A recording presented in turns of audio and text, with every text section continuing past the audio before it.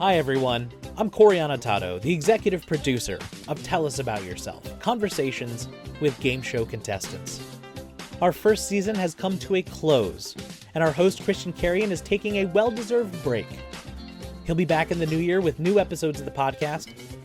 Meanwhile, I'll be replaying some of our favorite episodes, giving you a chance to listen again to some of the greatest stories we have from the stars of your favorite game shows, the contestants. We couldn't do this without your help, so we appreciate you listening and supporting the podcast. We also could not have done this without the support of the National Archives of Game Show History at the Strong National Museum of Play. The National Archives of Game Show History at the Strong preserves the history of game shows, from the earliest panel shows and quiz scandals, to the games and puzzles of the 1970s, to the Big Money Network series, and the classic games now in prime time. You can learn more about the archives or the museum itself at their website, museumofplay.org. We would also appreciate if you visited our Patreon page. You can support the podcast for as little as $1 per month. You can check that out and more at patreon.com/packdo. Now, without further ado, here's an encore episode of Tell Us About Yourself, conversations with game show contestants.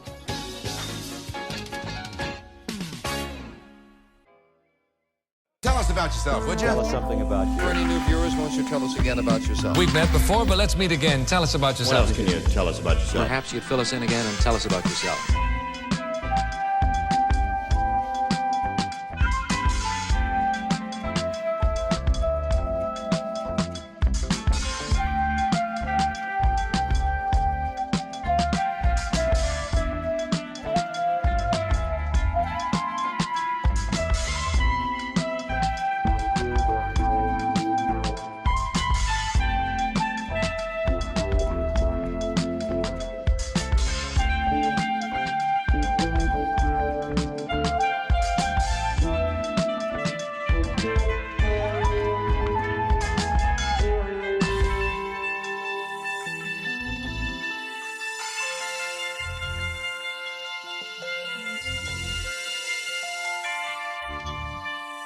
I'm Christian Carrion. My guest tonight is Sascha Segan. If you were a game show viewer in the early 1980s, you knew Sascha. On the CBS game show Child's Play, hosted by Bill Cullen, he was known as the Demon Describer, who was so adept at defining words that he became the show's most popular panelist. I was delighted to learn about his experiences making Child's Play, the opportunities afforded to him as a result of his fame, the sense of empowerment he felt at the age of 9 as one of the most intelligent young men on television at the time, and our mutual fondness for the greatest game show host who ever lived. Sascha, welcome to the show. Tell us about yourself.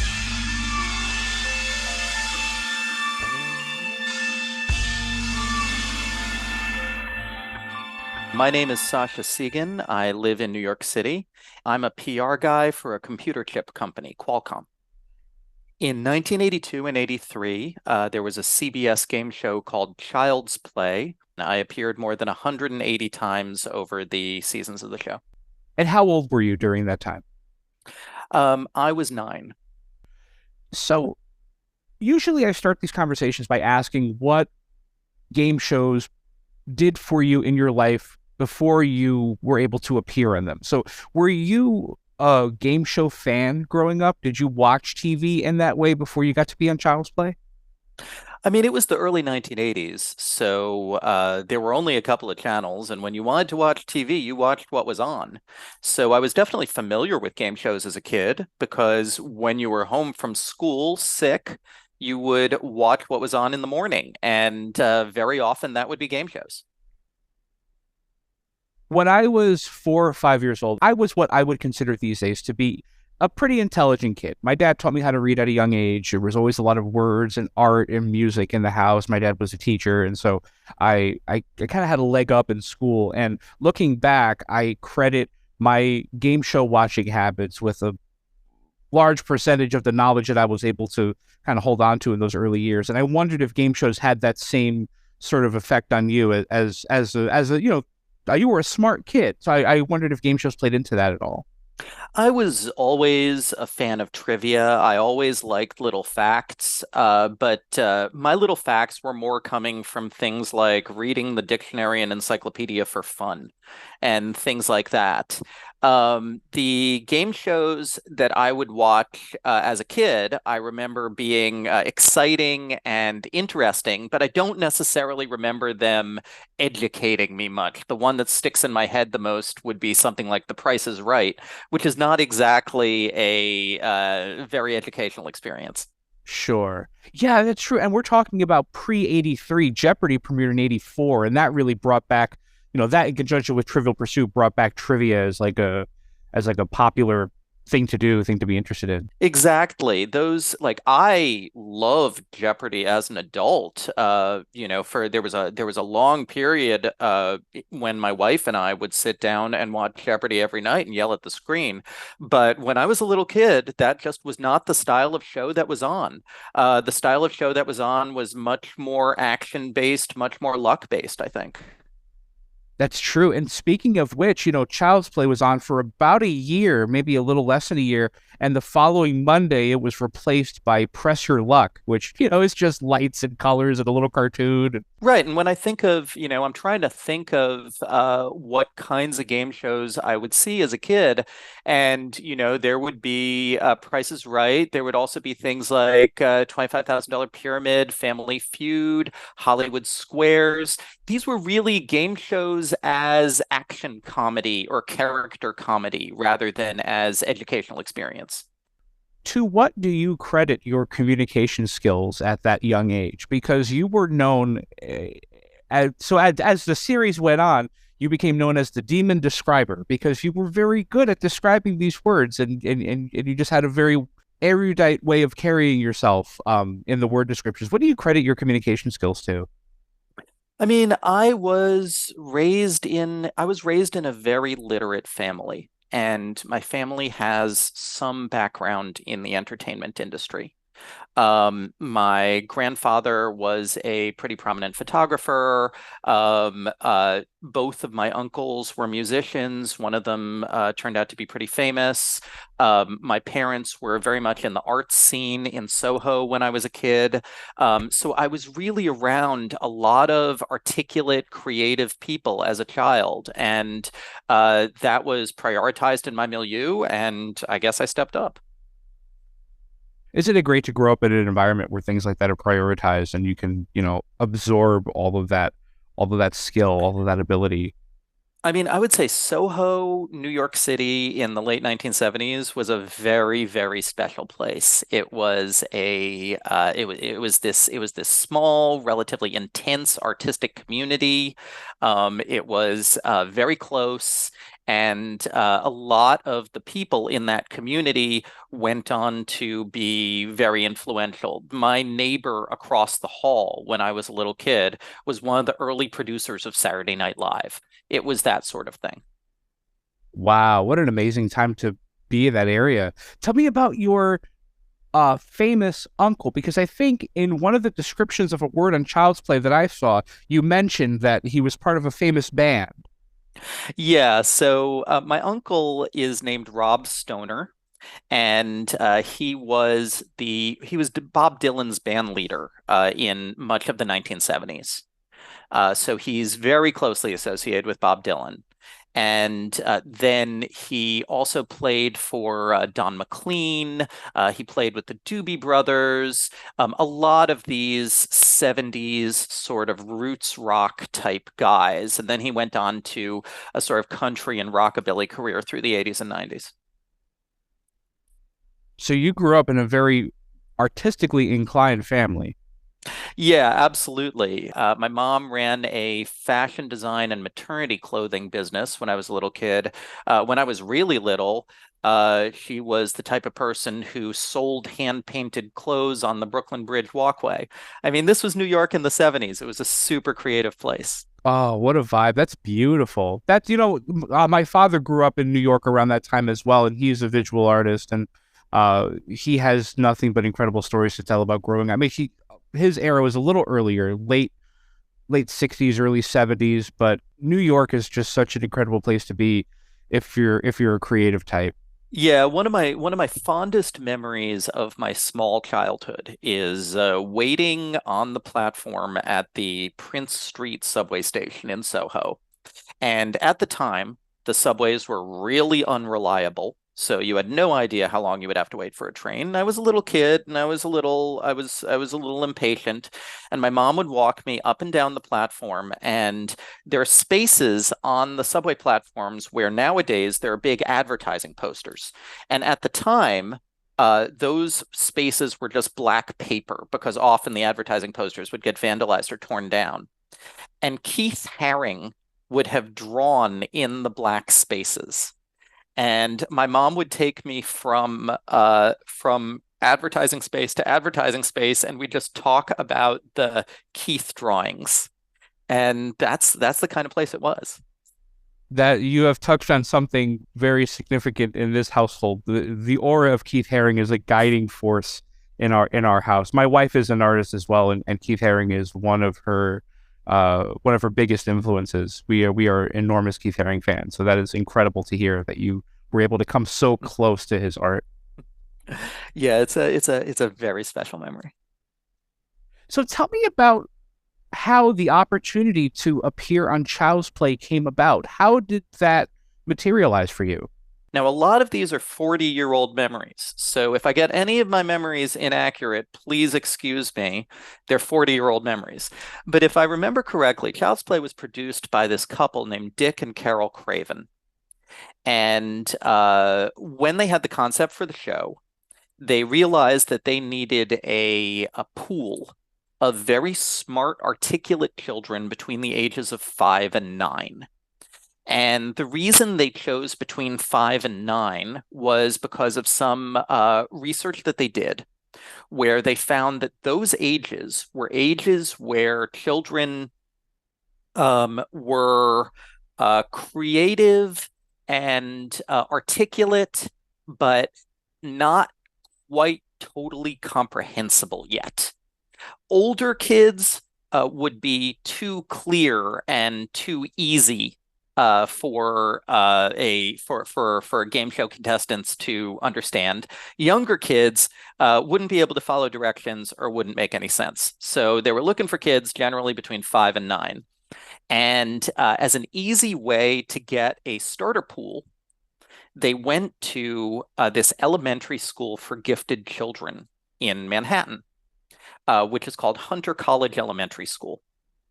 And Hunter College Elementary School had about 50 kids per grade, and they just sort of vacuumed up the entire second and third grades and screen tested everybody.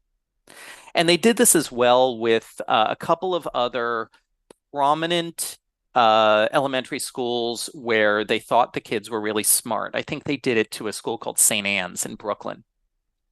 And so they screen tested, a couple of dozen, a couple of hundred kids from these high profile elementary schools for the gifted. And they picked out the ones who they thought would do best on the show. And in my case, that included me and a good dozen of my elementary school friends. What an opportunity. And again, coming from a household where you have relatives who are involved in the entertainment industry or the arts industry to some degree, were you nervous about this opportunity, or was it something that you kind of settled into? I was super enthusiastic about it. And there's something just very, very open and enthusiastic about 7, 8, 9-year-old kids where they're up for anything. And, I found this being a father too, that at that age, kids are often just excited about new opportunities, excited about new adventures. And I was really lucky to have Dick and Carol in my life, and they really gave the place a welcoming atmosphere and made it feel like play. Looking back on what you mentioned too about kids ages 5 to 9 and what they bring to the table in terms of this format, I feel like another thing that is useful in gathering video for a thing like Child's Play is that kids that age aren't that easily embarrassed. if they say something silly, they'll kind of play around with it and they'll make it fun, which is for a show like that what you want to see. You want those kind of lighthearted moments. That is exactly it, and that is a big part of it. If you look at Child's Play, if you watch Child's Play, a lot of the joy in Child's Play is how outright silly the kids are being. And they're not self-conscious about it, and they're not embarrassed about it. And if you use anyone older, then that kind of self-consciousness crops up. And I definitely felt it when I was going through adolescence. But there's a pure openness in those 7, 8, 9-year-olds that makes the whole concept appealing. Sure. Perfect 80s daytime television. I mean, I certainly thought so. We'll get into the show itself in a second, but I think that the show should have lasted longer than it did. I think that in the pantheon of obscure 80s game shows, Child's Play is one of the more solid. It is an endlessly fun sort of conceit. The game itself was simple. It's fun to watch you and all these kids describing these words. I mean, you have Bill Cullen, who I thought was just one of the greatest hosts ever. It's a shame that the show wasn't on for longer than, a year and change. So what's really funny is that so the show had a format sale to the UK, and from what I heard, it was much more successful in the UK. And I feel like the UK version did run for multiple seasons. And then, of course, I wouldn't call it a format sale, but the show Are You Smarter Than a Fifth Grader is a very direct descendant of Child's Play. And that, of course, has been tremendously successful. Oh, I think so, for sure. Yeah, a lot of the shows where they use, charming, precocious kids as contestants, I think owes a lot to Child's Play. There was a show called, it was about a year ago, maybe a year or two, called Child Support. It was hosted by Fred Savage from The Wonder Years, and it was produced by Ricky Gervais, and it was about predicting how kids would answer questions, and they had them kind of pre-taped, which I also saw as a direct descendant of shows like Child's Play. Yeah, and let me point out, technically, we the kids were not the contestants. That is true. You were more panelists than contestants, I would say.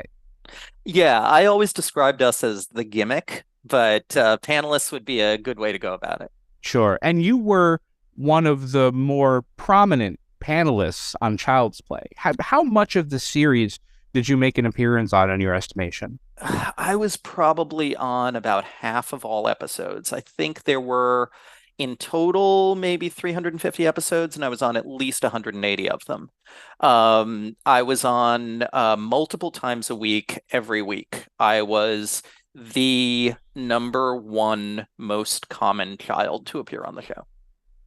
So we should give a brief explanation of how the game works so that there's some context in terms of where you would appear. So the game was about describing words, sometimes a two-word phrase, usually a word.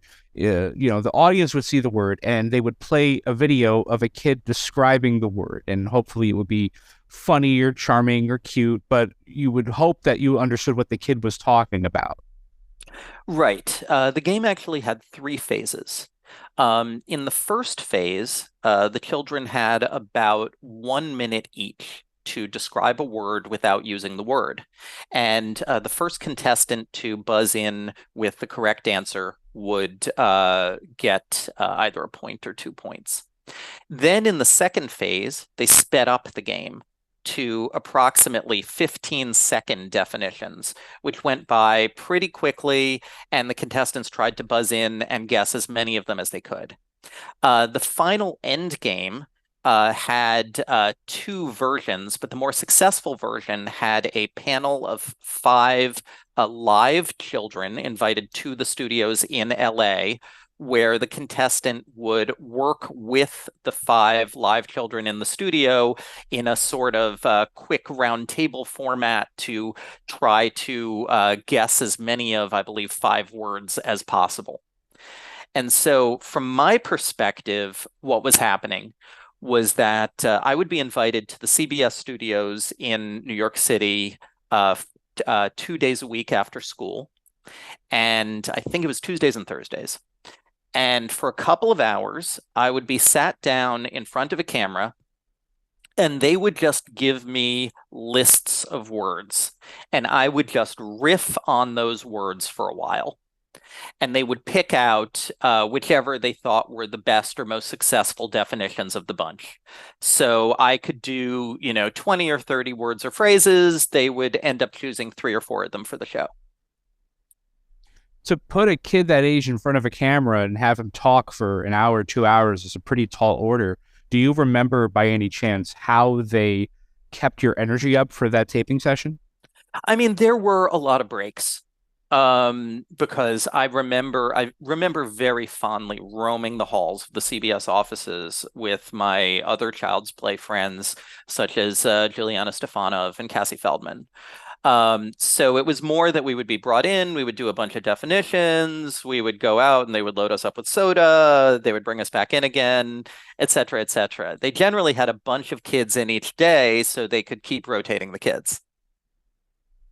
Well, you made a great point. Let's talk about the social aspect of this, because you are one of several kids that they're using for these taping sessions, and I imagine you're making friends and having fun and playing games. Tell me about the friendship aspect of being a panelist on Child's Play. Yeah, so once again, a bunch of the kids who were on the show were my existing friends from elementary school. And but most of them appeared not that often. Most of them did, 5 or 6 appearances and then they were out. But there were a couple of us on the show who were the real hardcore. And Cassie and Julie, who I just mentioned, were 2 of the kids who would appear also, dozens or hundreds of times over the course of the show. And we would mostly be hanging out in the CBS offices, playing games on the office computers, running around, trying to break the vending machines, generally just being a couple of kids vaguely causing trouble. And now when we were invited to LA to do the Endgame live, that was when we could really cause trouble. Let's talk about how it felt seeing yourself on television for the first time on Child's Play. I mean, were you the kind of kid that wanted to be on stage or in front of a camera? Like, did you have any inclination towards performing or speaking in front of people?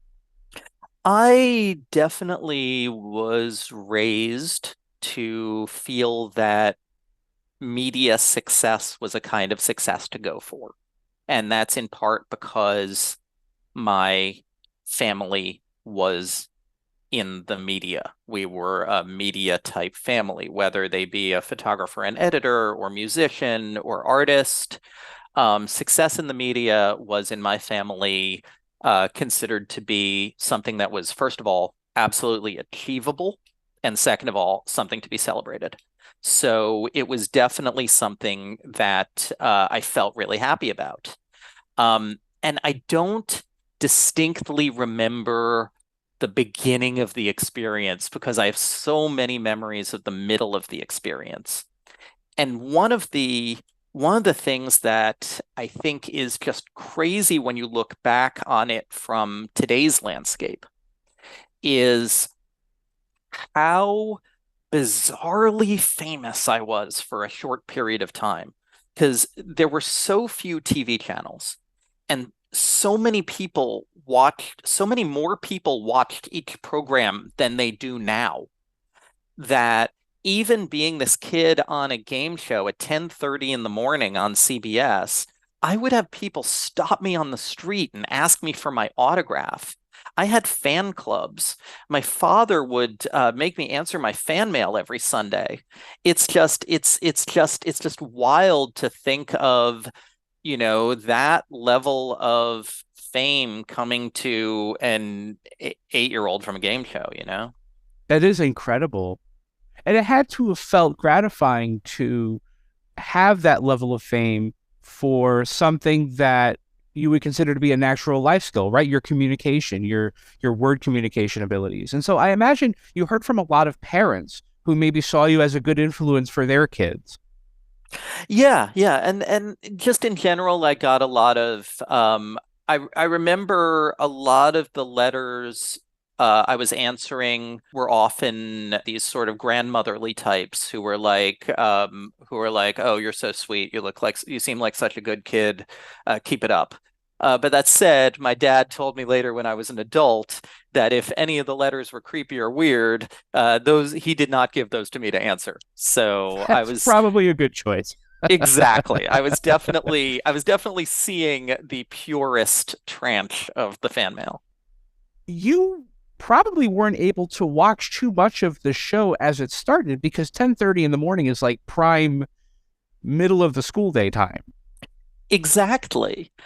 So as the show, and maybe that's why I don't have a lot of memories of it starting up, because I would do the show and then I would be in school at 10:30. And I remember actually after a month or two of it, I was at the CBS offices and we kids were really, I can't believe what a run of the CBS offices we were given. And I wandered into Mark Goodson's office. And Mark Goodson said, "So Sascha, all the execs loved the Child's Play kids." And so Mark Goodson said, "So Sascha, what do you think of the show? How do you think you've been doing?"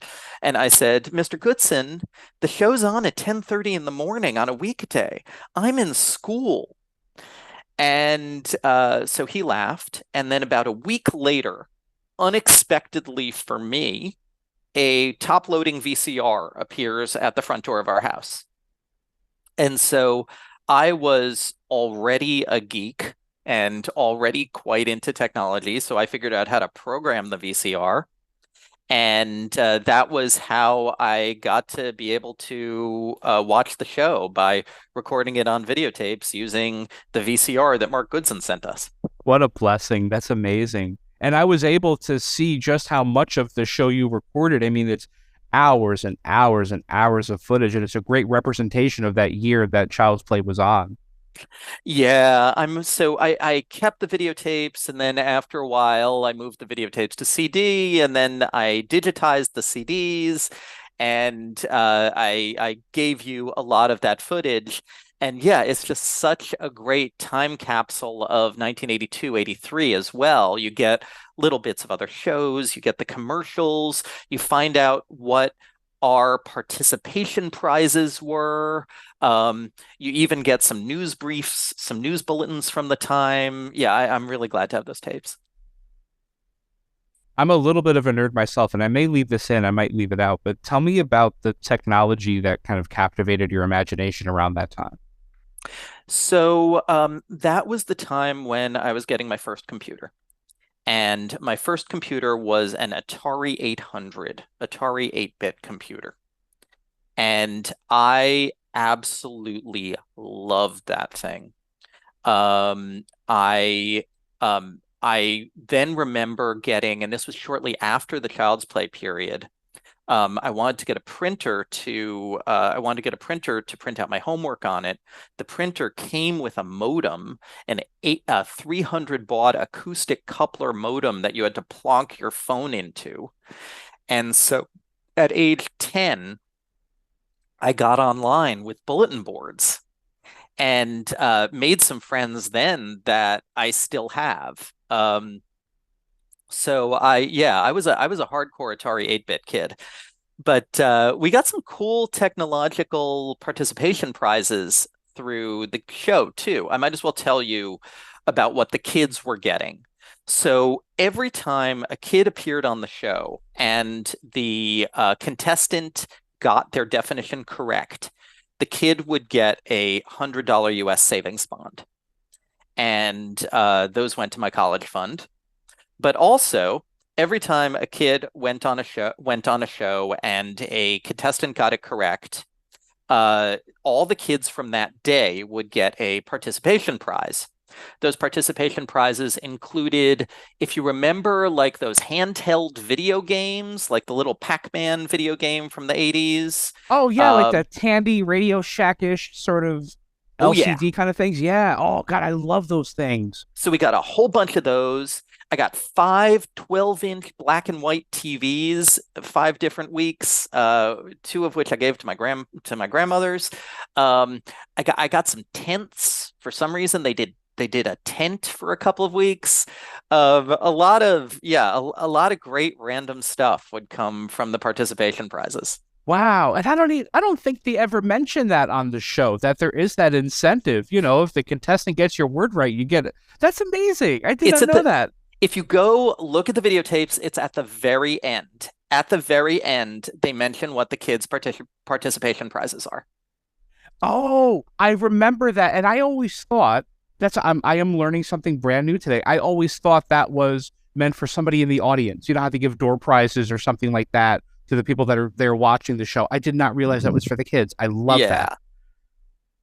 Yeah, it was pretty great. Oh, that is so cool. So not to pry, but 180 episodes, and given the quality of the definitions you would give on the show, you had to have earned a lot of savings bonds over the course of that time.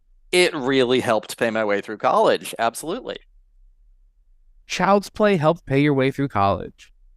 Yeah, and isn't that perfect? Because it was such the show was about intellect, and to some extent it was about education. And so the fact that, this intellectual show ended up paying for a good chunk of my college education is very fitting. Oh, it's fantastic. So I wasn't sure if I was going to leave that in, but I'm definitely going to leave it in now. My first computer, I got it in 1995. My dad was a teacher, and there was a school on the other side of their district that was closing. They were moving the school to another building, and so they told all the teachers in the district they can come to the school and grab one thing from the building before they close it up. And teachers went and grabbed, boxes of chalk and boxes of scissors and paper and printer ink. The one thing my dad grabbed, he grabbed it for me, was an Apple IIe and 2 disk drives and a big box of software, and brought that home to me. And that was my first ever computer. Great system. Oh my God. Absolutely. Yeah.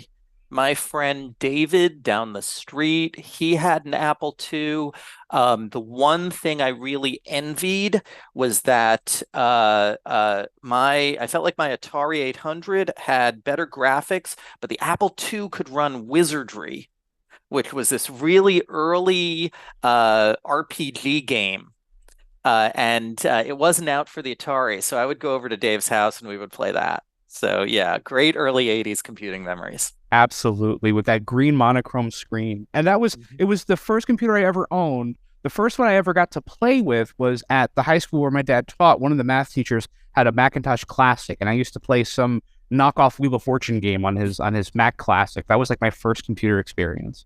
Yeah, now the Mac Classic was more my brother's era, and my brother's about 10 years younger than me, so he's more your age. And I think the Mac Classic was the one we got for him when he was a kid. You are on Child's Play. You are in New York. The show is being filmed in Los Angeles, and now you have the means to watch the show after school, and you're seeing yourself on TV, and you're seeing Bill Cullen talk about you day after day after day. I wonder what that felt like to be such an integral part of the show, but only getting to see that connection from that distance. We have a word for that now that we didn't in 1983, and that phrase is parasocial relationship. I definitely felt a real fondness, very personally, towards Bill Cullen, the way you would the way you would about your, favorite great uncle who you only get to see once a year. Bill was a very special personality, and he was a very, very kind and very funny man. And I did get to meet him a few times because I went out to LA twice for those end games. And he just had this warmth and this humor and this inclusiveness. It never felt like he was talking down to you, even though you were a kid. He had a real sparkle to him. Well, that's what you want from a personality dealing with kids on TV. So many of the great kids show hosts of the 60s, of the 70s, and a lot of them originated in New York and kind of stayed New York local. I'm thinking about, Soupy Sales and Sandy Becker and a lot of these people who sort of pioneered that idea of the kids TV show. You don't want someone that's going to talk down to the kids. You want to make your audience feel like they are welcome and they are as important an element of their show as they are. So I love hearing that. And, Bill Cullen, as somebody who didn't have any kids, it has always been sort of speculated that this show, Child's Play, was of particular significance to him because he got to have that interaction with so many, young, happy, excitable kids. That energy comes across, I think, in every episode. It is a very sunny sort of show. Yeah, absolutely. And in New York, with the New York team, that role really fell to Dick and Carol Craven, who I don't know about, I don't know that much about the rest of their careers. It may be worth looking into them as producers, but they were very much the hosts and the creative driving force for the show in New York. And similarly, Dick and Carol really they really help direct the kids with this very gentle and kind but directed hand, where we never felt like we were being press ganged into labor, but we always got the job done. And everybody had a wonderful time, and you can see it. It's palpable. Yeah, absolutely. And now I have to say, I still have some curiosities about Child's Play that I would love to know the answers to. Like, for instance, a lot of the kids came from New York and LA, obviously. Those were the kids that were easy to get. But there were a small number of kids from other cities, other locations. How did that work logistically? How did they find those kids? When did those tapings happen? There was one girl especially who was hugely popular on the show from somewhere in the South. Her name was Kimberly Zorns. She was a really, really funny girl. But at the same time, she was neither from New York or LA. So how was that happening? That's something I've always wondered about the show. And I can offer a theory on that. Mm-hmm. I don't know if this is actually how it happened. At the time that Child's Play was on the air, there was a traveling stage show. I think it played mostly county fairs and things like that. It was called the Bob Barker Fun and Game Show. And he would travel to different state and county fairs, especially down south, I seem to remember. And he would play versions of the games on The Price is Right, and he would kind of do the Truth or Consequences sort of audience participation thing. I wonder if there was any connection between that particular entity and Mark Goodson Productions, where maybe some of the crew, as they were traveling down south and doing these shows, they were also sort of, pitching a tent at the fairs and saying, hey, does your kid want to be on TV? I wonder if that had something to do with it. Yeah, I wonder. I know Dick Craven passed away some years ago. I don't know if Carol is still out there. She might be out there, and if she is, she'd be a great person to talk to about this. We're doing this podcast as part of the National Archives of Game Show History.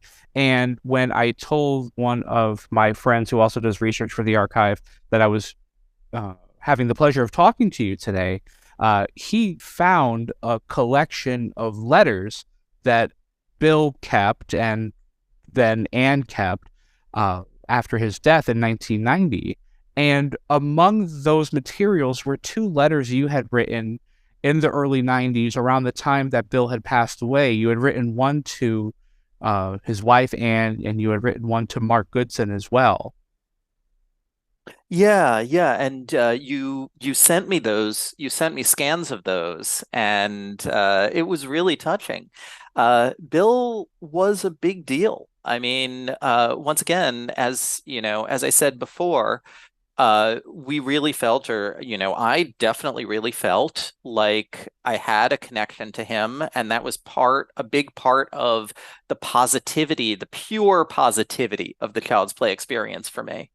So when I heard that he did pass away, I wanted to respect that, and I wanted to give my condolences, because I will always fondly remember that year. It was a terrific year. It was a terrific experience to have as a kid. I'm glad I have the tapes, and and Bill was definitely a big part of that. Child's Play lasts from September of 82 to about early September 83, 16th, I believe, September 16th, 1983. So about a year and change. Tell me about life after Child's Play. And I'll preface it by saying this. I was on my first game show when I was 18, and it was the time of my life. I was on The Price is Right for my 18th birthday, and I found myself wanting to do it again. I wanted that energy again. I wanted that excitement again. I wanted to see the cameras again. I wanted to go through that whole process because it was just the most fun thing I had ever done in my life up to that point. After Child's Play ended, was there any effort on your end or on your parents' end to find you another opportunity to do something like that? Yeah, absolutely. So because of Child's Play, and once again, because of the more concentrated media environment of the early 80s, I became a bit of a nationally known child genius. I appeared on David Letterman. I almost appeared on Johnny Carson, but I was bumped. I had a magazine article about me, all that sort of stuff. And after Child's Play ended, the Cravens did a sitcom treatment based on me, using me as the star of this potential sitcom. I also went to, Really? yes. Wow. Tell me what you remember about that. I mean, if anything, I would love to hear about that. So I believe the working title that they were using was in fact Small Wonder, which was later used for a sitcom about a child robot.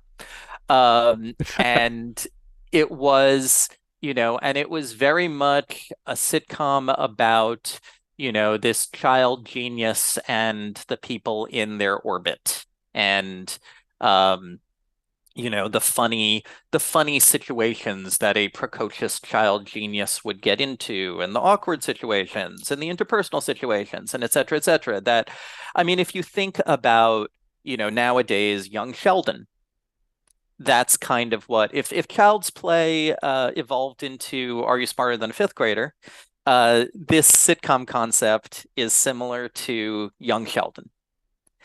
And I also went out for a bunch of commercials.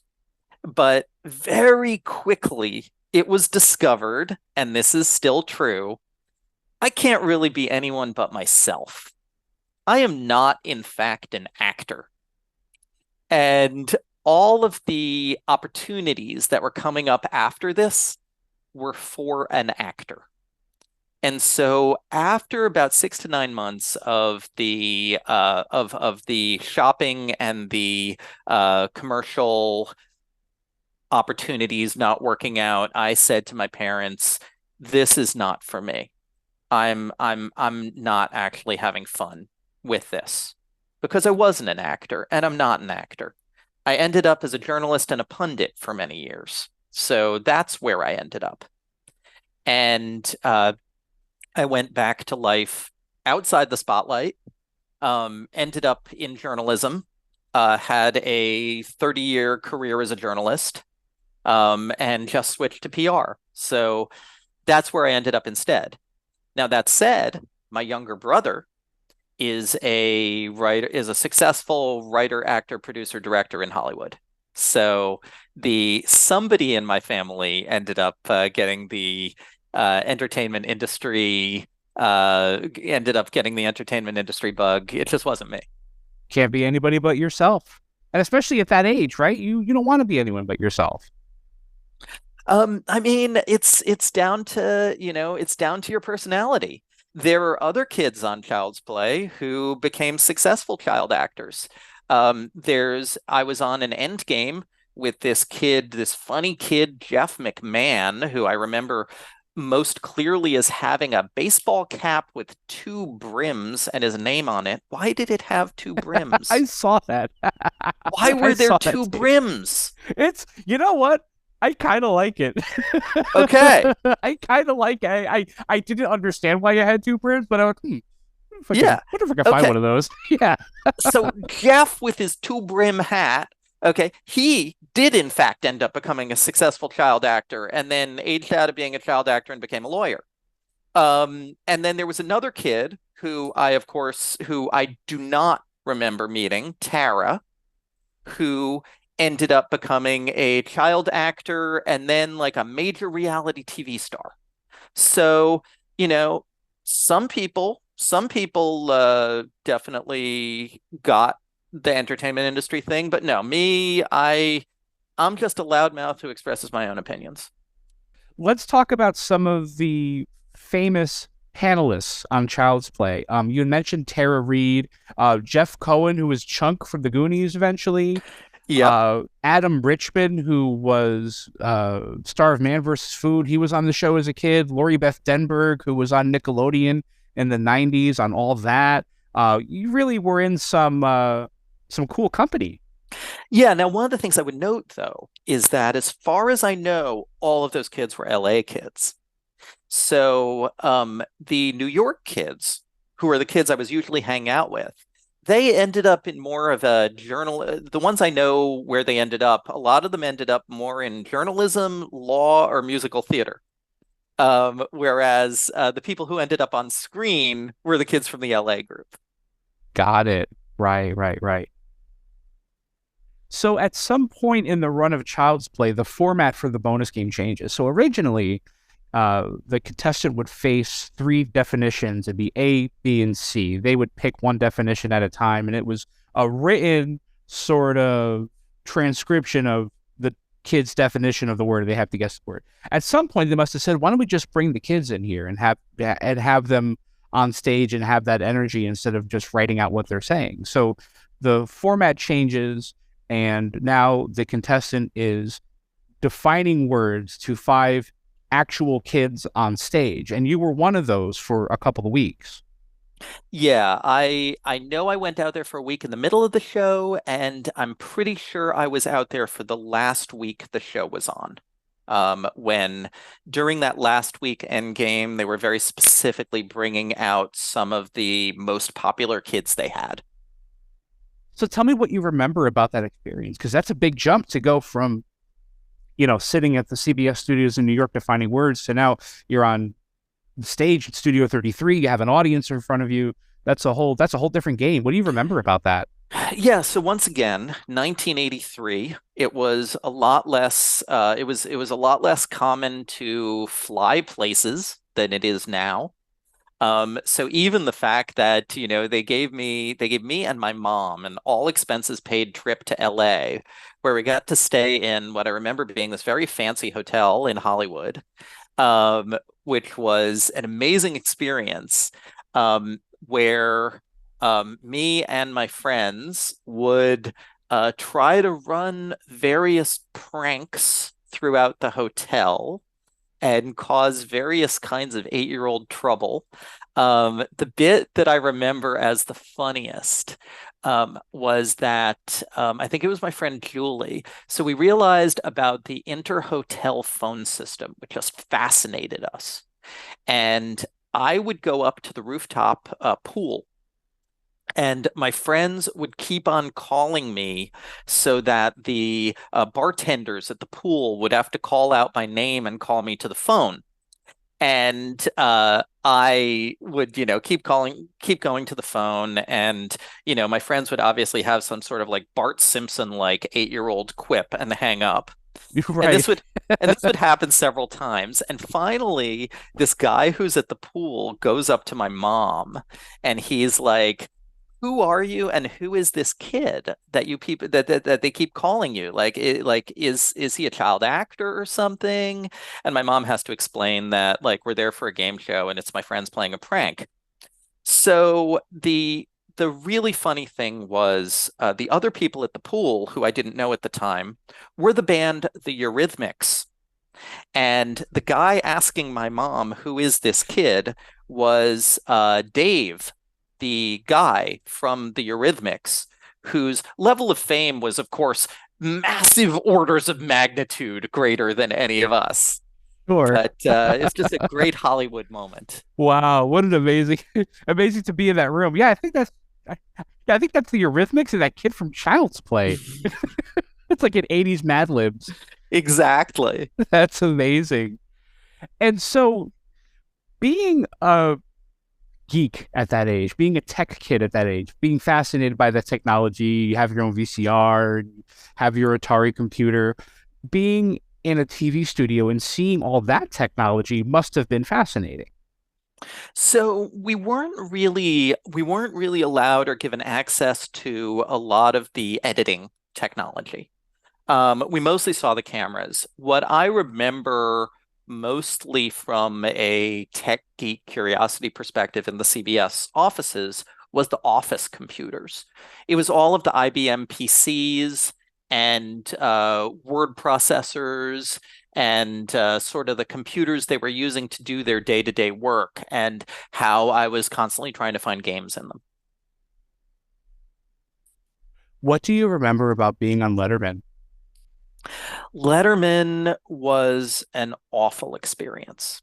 This was a period so this was relatively early in David Letterman's career, and he was known for being the sarcastic, mean talk show host, Right. as compared to Johnny Carson, who is the very sort of warm, fatherly talk show host. And I remember, so at the time, everybody was nice to me. There was nothing but positivity and people telling me I was great in the world. So I had a massive ego, but as I said, I was relatively innocent and cute about it. And Letterman, what I remember from the time was Letterman was cruel. He mocked me. He tried to defeat me intellectually, and I was 9, so that was like super weird. He would like try to stump me on things.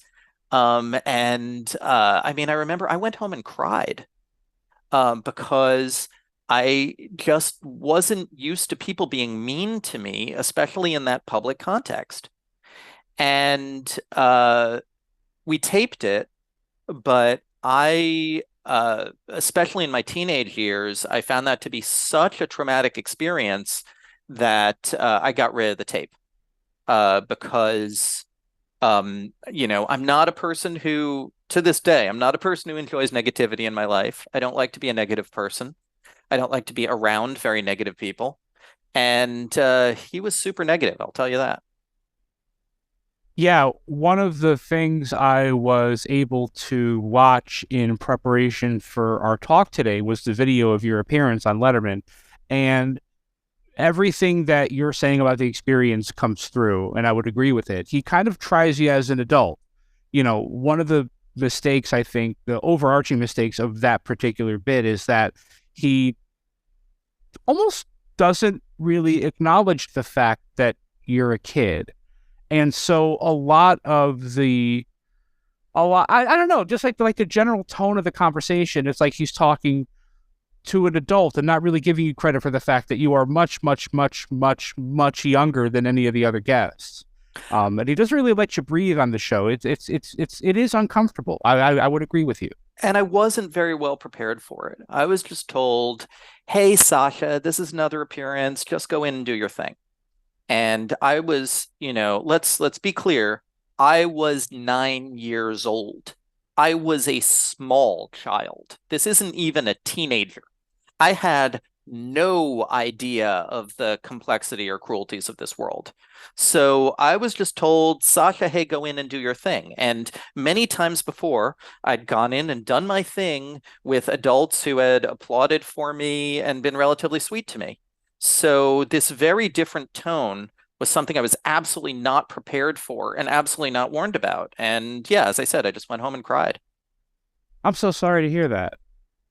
Yeah, I still don't have very fond feelings about David Letterman. Yeah, I will know. I mean, I can understand 100%. And at that age, the tone of that show is not something that a 9-year-old kid would understand. That idea that, because Letterman, I think in that era was the anti-talk show.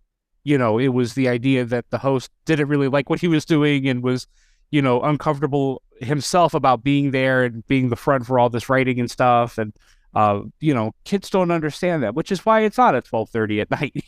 Right, right. And Child's Play was this very pure, positive, super accepting embrace of dorkiness. Like the kids, if you watch the Child's Play definitions, these kids are often ridiculous. But you're never, one of the things I love about it is you're never really laughing at them. You're laughing with them. You're adoring how they're trying and how cute they are. And that goes to sort of the very much the purity of this show. I can see how Child's Play could have gone really bad, but it didn't. No, they did it the right way. I think that they absolutely did it the right way. Yeah, so as you say, it's a pity it was it's a pity it didn't last, but from what I heard, and you definitely see this when watching the show, it was potentially just structured too slow. It wasn't a very fast show. And the contestants were so one of the things that I've always kind of thought is that to keep the show at a certain level of difficulty and chance, the contestants were not the greatest or most compelling personalities. So that may have helped not make it a success that it was.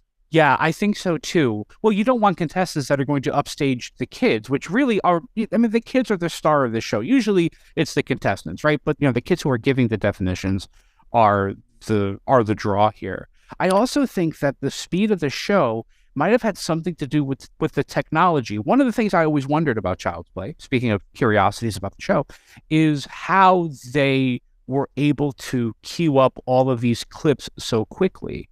And it wasn't until years later that I found out backstage they had 2 VCRs. And they would have 2 tapes, and one was the odd tape and one was the even tape. And so while tape 1 was playing, they would be queuing up tape 2, and they would just kind of go back and forth between the VCRs. But I wonder if that didn't slow it down as well, because you need that little bit of pad time to let everyone backstage get the other tape ready and so on and so forth. So I wonder if that didn't have something to do with it as well.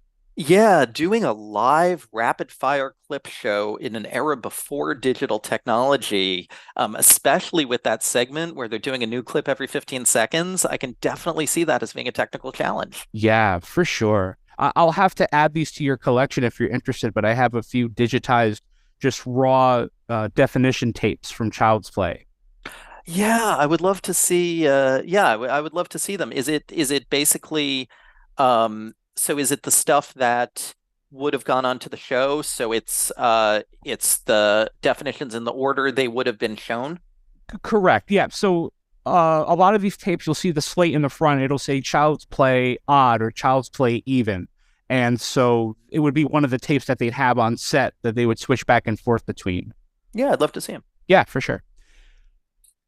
So I would love to know, and I understand if you maybe don't remember the answer to this question, but I'm going to ask it anyway.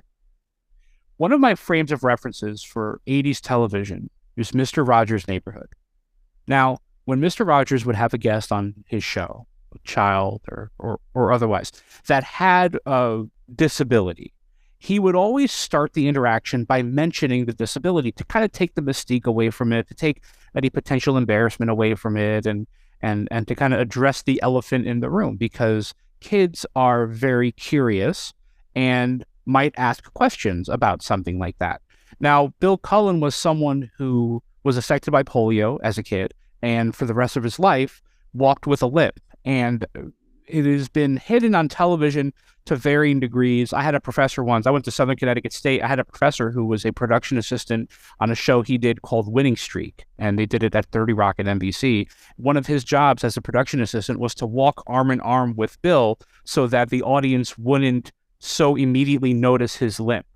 Now, in a situation where there are kids on stage, do they do anything to explain to you that Uncle Bill kind of has a little bit of trouble walking? I don't remember that happening at the time, and I don't remember that being something I noticed, but also from the perspective of an 8 or 9-year-old in 1983, Bill Cullen was old. He fit under that category for children of grandpas. And so any, slight limp or something like that probably would have just been taken in stride by the kid as, he's an old guy. Like, he was older than our parents, which to a 9-year-old just kind of, is a range going from, your uncle to Gandalf. Right.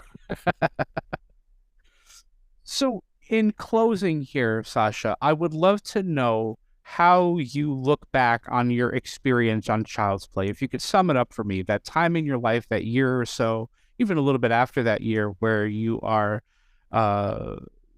this sort of pseudo-celebrity. You are enjoying a little bit of fame and a little bit of success as a result of you being yourself, and you have all these people around you who are encouraging it, and you're in this encouraging atmosphere. I'd just love to know in summation how you feel looking back on that time in your life. I was so lucky to have that experience, and I was so lucky to have that experience among such kind and nurturing people who made sure that the experience was positive.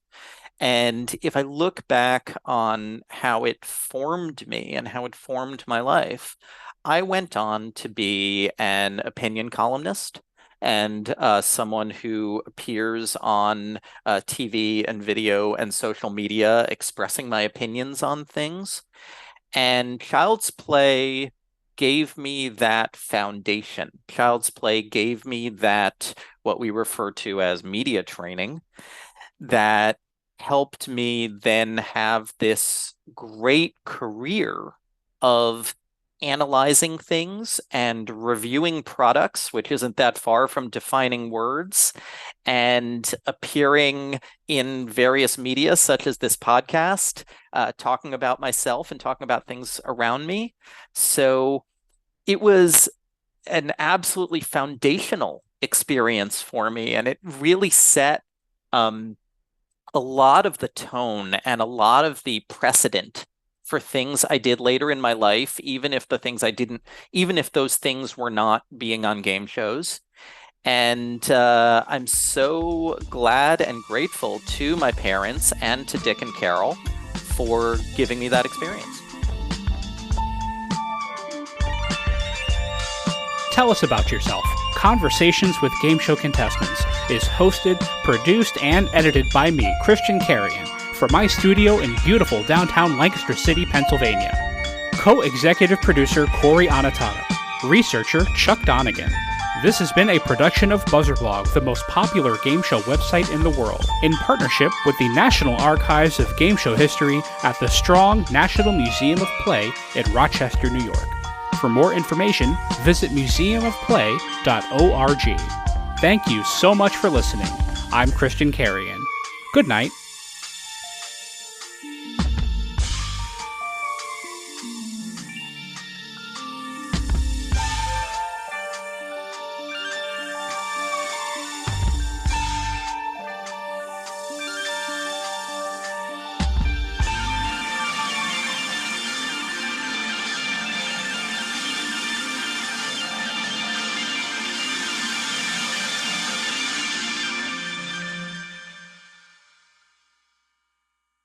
Tell Us About Yourself. Conversations with Game Show Contestants is produced in partnership with the Strong National Museum of Play in Rochester, New York, one of the largest history museums in the United States, and one of the leading museums serving families with highly interactive exhibits and programs.